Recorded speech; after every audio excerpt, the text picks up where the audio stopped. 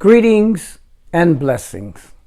Well, this is Pastor Brady coming to you from the New Bethel Church in Kansas City, Kansas, the church that is controlled by the Spirit of God. Today, it's very exciting because we are having our Vision Weekend and we're going to be doing our vision casting virtually.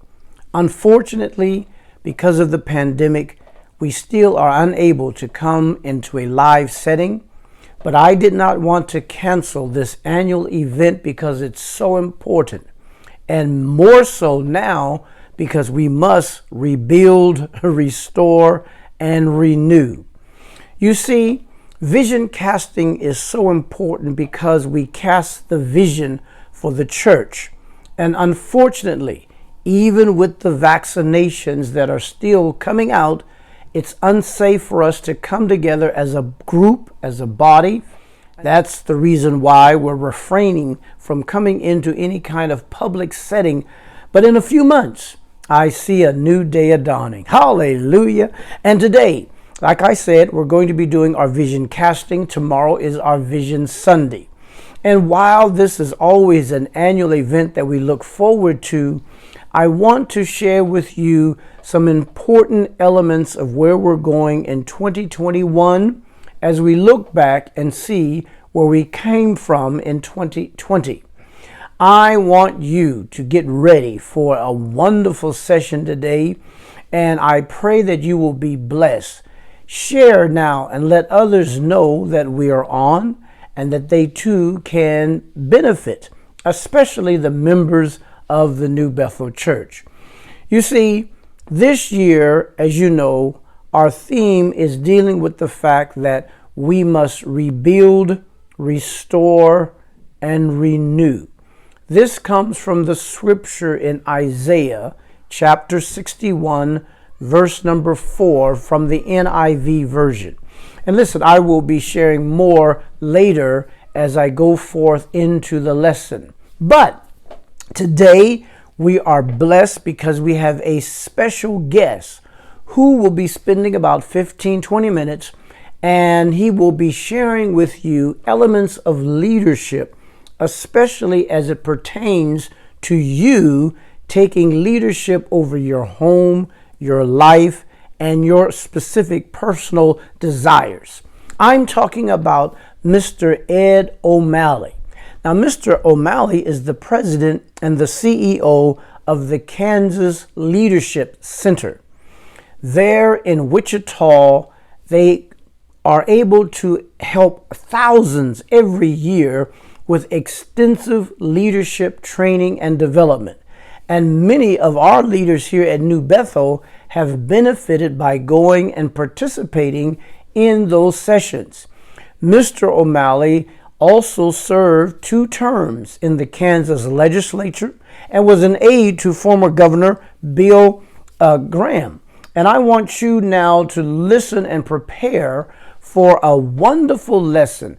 It's a blessing that he consented to be a part of our presentation today, and he's excited to join us. I'm coming back, but I want you now to receive Mr. Ed O'Malley. Hello, my name is Ed O'Malley.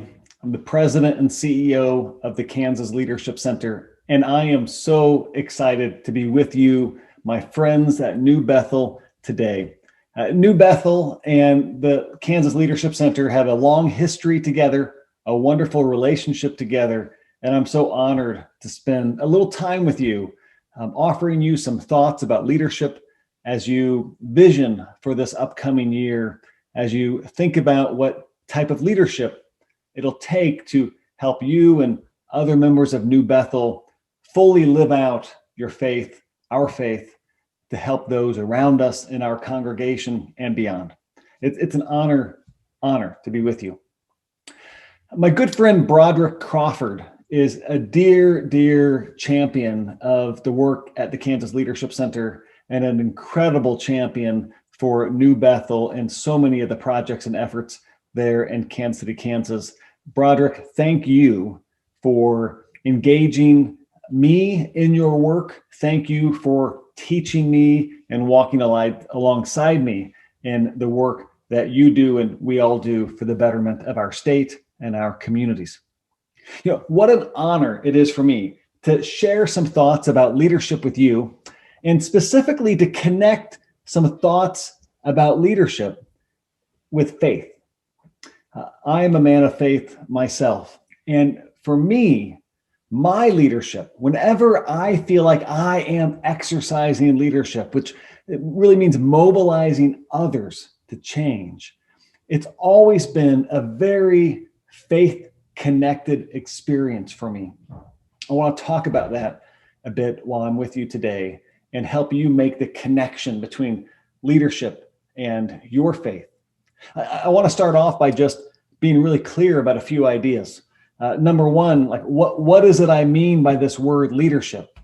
A lot of folks from New Bethel have come to Kansas Leadership Center programs, whether they're in Kansas City or down in Wichita. And you'll know, those of you who've come to our programs will know that to us, leadership is an activity. It's not a position, right? It's an activity, and it's an activity that we need everyone to do, not just those in authority. So we need the pastor. And pastor, thank you for the opportunity to spend time with your congregation. We need our pastor to exercise leadership. Yes.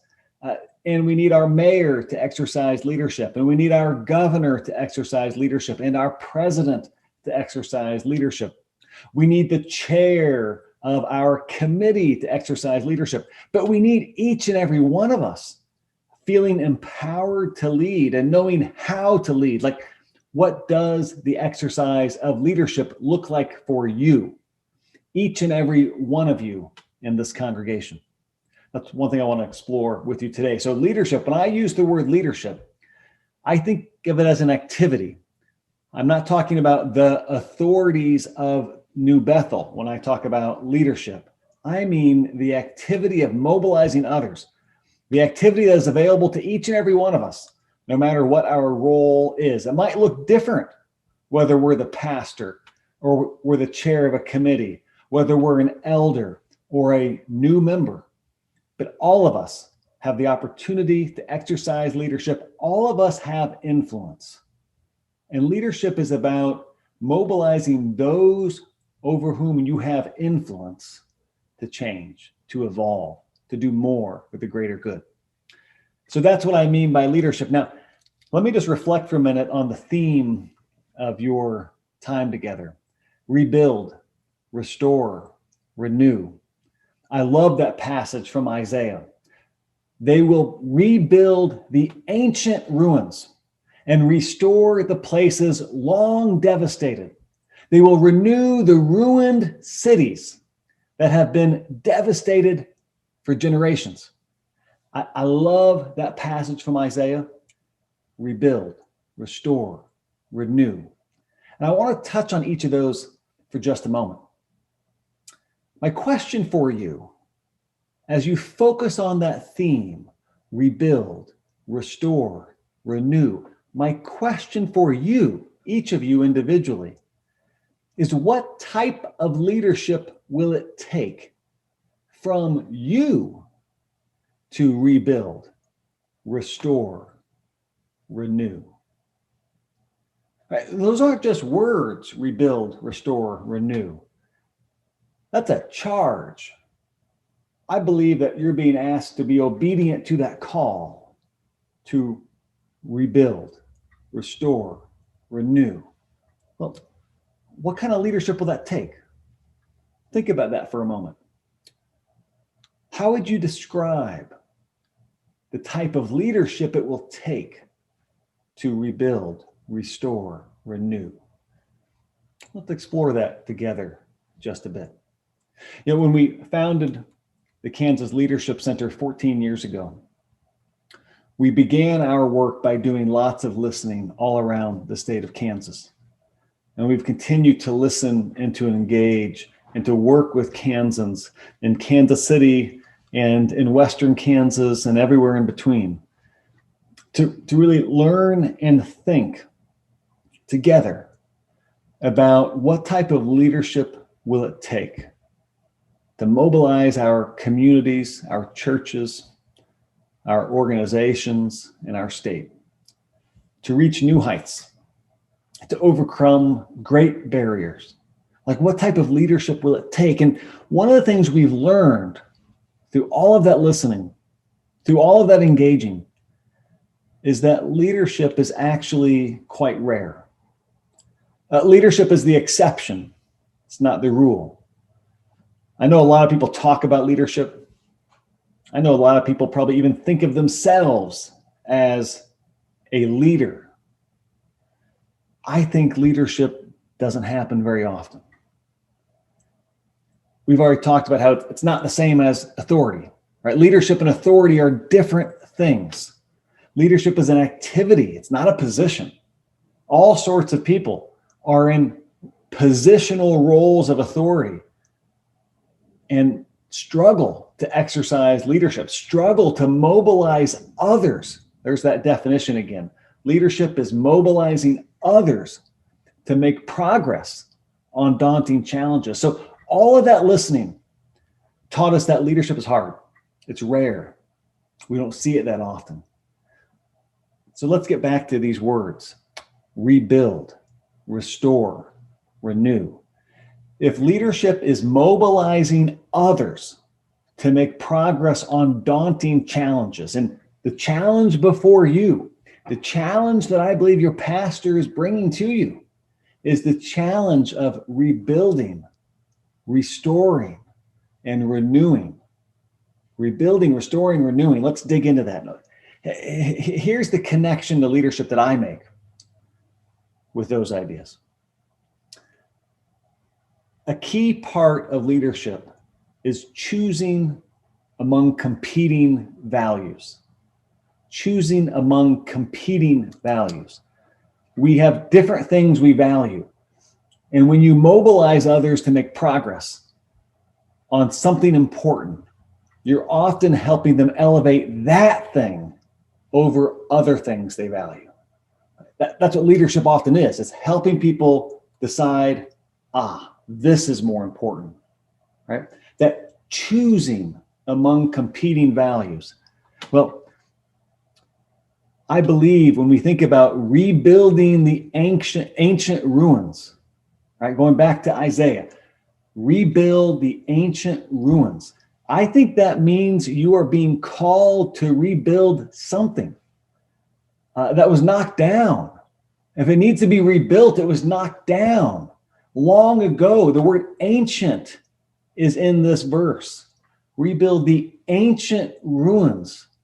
That makes it sound like whatever needs to be rebuilt was knocked down a while ago. So if you're going to mobilize people to rebuild whatever that ancient ruin is, I know it's just a metaphor. I know you and the congregation there at New Bethel, you have in mind what those ancient ruins that need to be rebuilt are in your community. Maybe it's bonds of affection. Maybe it's bonds of trust. Maybe it's relationships across difference. Maybe it's connections with the broader community.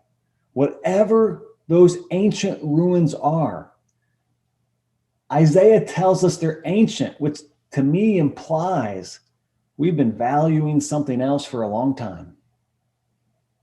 Well, I think this retreat and this theme sounds to me is in part designed to help you get clear on these competing values and help you look at all the things you value and say, we need to value more these ancient ruins that must be rebuilt. Leadership is always about choosing among tough competing values. Second aspect of leadership I'd love to connect to your retreat and your work is the idea of wrestling with tension, wrestling with disturbance, with conflict. Leadership almost always requires people to be able to handle conflict and to actually understand that tension and conflict is not to be avoided. It is often necessary to go through that valley to get to the change you're after. When I read the Gospels, I read Jesus being someone who intervened in ways that raised the heat. He raised the heat. He said the tough thing. He put people on the spot. He elevated discomfort as a way to help teach and others learn. So I believe if you are going to restore the places long devastated, restore the places long devastated, I believe that means you'll be dealing with hot issues. Devastated, what led to the devastation? So if Isaiah says they will rebuild the ancient ruins and restore the places long devastated, that tells me that there's heat, there's tension, there's conflict. There was something that led to that devastation that must be uncovered. It must be lifted up. It must be unearthed and worked and talked about and dealt with.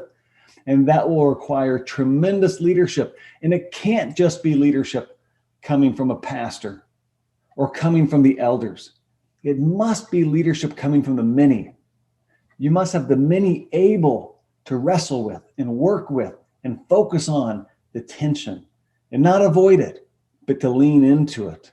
Lean into the devastation that is long with you. The third connection I make between this passage in Isaiah and leadership for New Bethel is the idea of a collective purpose. Leadership is not a solo activity. It's not something somebody does by themselves.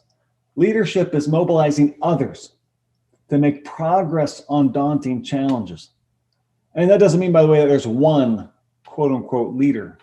It means that lots of people are exercising leadership in their own way, resulting in a mobilization of the congregation to make progress at rebuilding, restoring, renewing. Well, the idea of a collective purpose.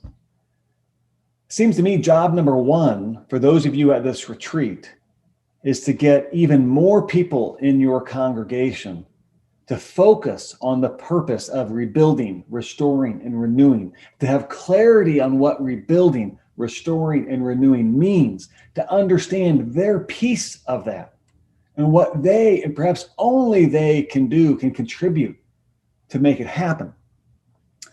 You can't renew a ruined city, going back to Isaiah, right? Isaiah says they will rebuild the ancient ruins and restore the places long devastated. They will renew the ruined cities that have been devastated for generations.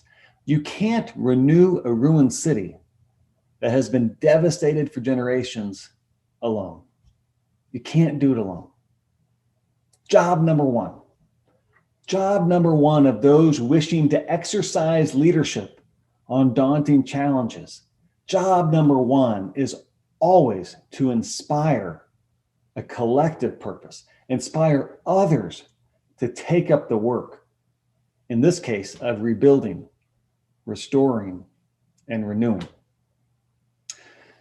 I want to close with a few additional thoughts about my experience of what it looks like when a community is really mobilized to do great things for the common good. I had an aunt. I had many aunts. One of my aunts, Aunt Kathleen, was a nun, a Loretto nun. She lived in inner city Denver, Colorado. She worked with Catholic charities. She worked with a number of programs with the homeless and many of the disadvantaged. She spent her life working on the streets and in the neighborhoods of inner city Denver, Colorado.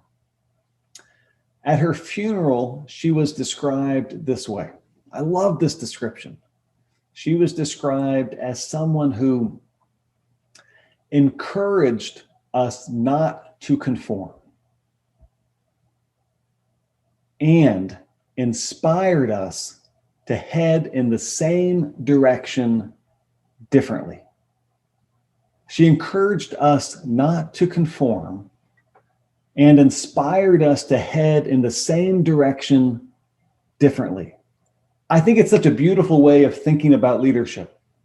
Leadership at New Bethel leadership in Kansas City, leadership in our communities all across our state is really about not asking for conformity, not asking for everybody to completely agree on everything.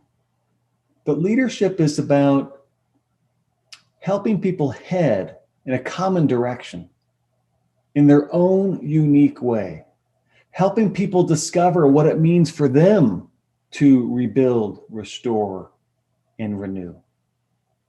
I want to say a couple final things about why leadership and faith are so connected. Number one, leadership is hard. It's hard to mobilize others to make progress on tough challenges. And I don't think you would do that unless you felt a call to do that.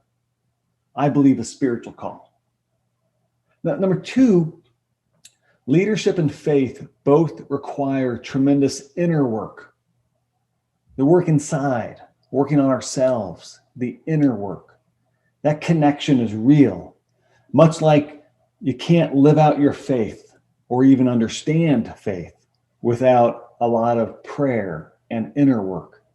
I don't believe we can understand the potential and the power of our own leadership and how to exercise it without much inner work, searching for what's important to us, what we value, and developing the courage to act, to mobilize others, and to mobilize ourselves. The final connection I want to make is just simply this. I believe our leadership is a beautiful expression of our faith. I don't always exercise my faith perfectly. And I know that God forgives me for that, as long as I keep trying. And I think it's the same with leadership. I don't exercise leadership well all the time. There are times that I try and I fail. But I try to learn. I try to discern where I went wrong and what I could do better. And I ask for God's help in that discernment. And I ask for God's grace. And I ask for God's guidance in my next leadership intervention, in my next leadership experiment, in my next activity, whatever it is, to help mobilize others in the direction of progress. Thank you for giving me this time with you. Thank you for including me in the New Bethel community. And please know that if there's anything more the Kansas Leadership Center can do to be your friend and your partner, please let me know. You have done so much for the cause that is the Kansas Leadership Center. Anything I can do personally or we can do collectively to help with the New Bethel mission, count us in. Take care. Thank you. And God bless. Well, I'm telling you, Dr. O'Malley gave us a tremendous presentation, and I hope that you will receive and glean and put into practice those things that he shared with us. Remember, he's the president and the CEO of the Kansas Leadership Center, which is headquartered in Wichita, Kansas. Many on our leadership team have been blessed to attend a number of those sessions. And if you would like to participate, give us a call and we'll see if we can arrange for you to also be blessed in some more extensive leadership training that he provides.